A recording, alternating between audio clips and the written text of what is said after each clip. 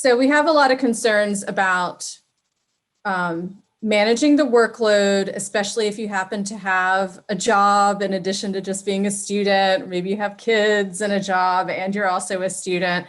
What do you guys have to say about workload? Like, how much time do you spend on your graduate studies every week?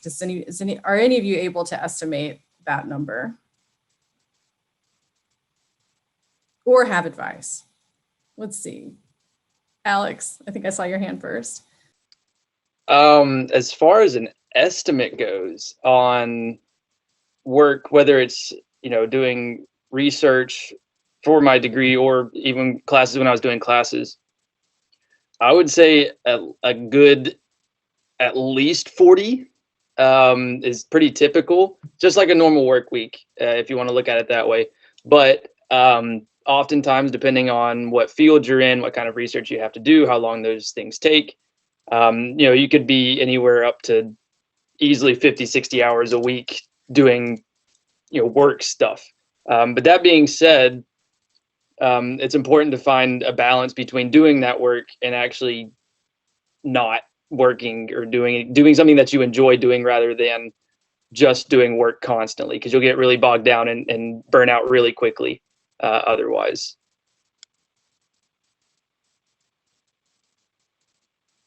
Monica? Yeah, I would like to add that I started keeping track of my hours that I'm working. I did this a long time ago at my job because I just felt like I wasn't getting around to enough things. And I realized I was giving myself like 12 hours of work to do every day, which is crazy.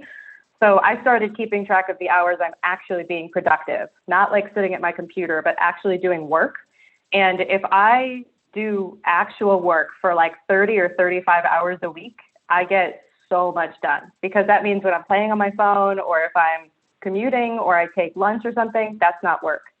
And what's nice about that is that 30 to 40 hours a week is something that you can manage around, and that allows me to still take a walk every day. I can get myself, 3 square meals. I'm getting my research done. I haven't gotten behind on anything. Last semester, I was done with a couple of my papers like a week before they were due. Like, if you keep yourself honest and you keep focused when you're actually sitting at your desk, you don't have to spend your entire life doing it. And I know as an undergrad, I was not as good at managing my time, and I felt like I was just working constantly. So the sooner you figure out when you're productive and how to be efficient, the more time you'll have available to take care of yourself and keep yourself sane. Good advice. Yeah. Figure out when you're productive and figure out how to work smarter instead of harder. Let's see. Shannon, your hand is up.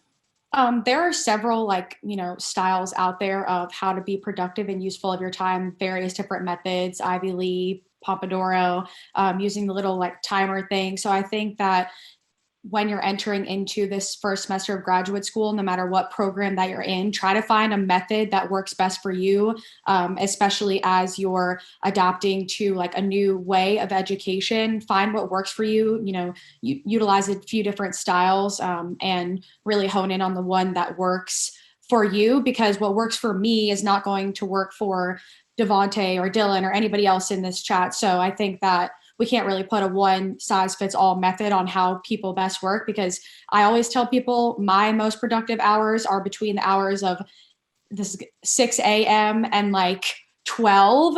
When my brother, who did an MBA program, he's a night owl. So he would start at 3 or 4 and finish up at 10. And he was perfectly okay, because that was when he was most productive.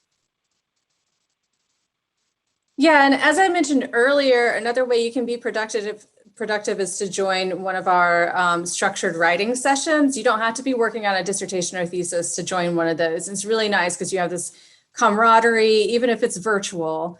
Everybody's working together, and you state your goals, and then you recap at the end and talk about whether or not you met your goals. And so it can be really, really helpful.